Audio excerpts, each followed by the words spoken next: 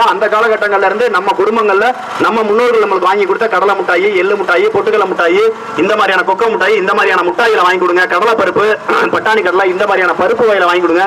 தயவு செஞ்சு குர்குரே இந்த மாதிரியான நொறுக்கு தீனியில வாங்கி கொடுக்காதீங்க. இன்னைக்கு ஒரு காலத்துல 40 வருஷத்துக்கு முன்னாடி, 50 வருஷத்துக்கு முன்னாடி ஒரு குடும்பத்துல 10 குழந்தை இருக்கு, 5 குழந்தை இருக்கு, 8 குழந்தை இருக்குன்னு சொல்லிட்டு குழந்தைகளை கருத்தடை செய்ய வேண்டும் என்று, தாய்மார்களுக்கு கருத்தடை செய்ய வேண்டும் என்று அரசாங்கம் கட்டுப்பாடுகளை விதித்து, விழிப்புணர்வுகளை விதித்து, நாம் இருவர் நமக்கு இருவர்னு ஒரு சட்டத்தை கொண்டாந்தாங்க, ஒரு விழிப்புணர்வை கொண்டாந்தாங்க. நாம் இருவர் நமக்கு ஒருவர்னு ஒரு விழிப்புணர்வை கொண்டாந்தாங்க. இதெல்லாம் எதுக்காக? மக்கள் தொகை குறைக்க.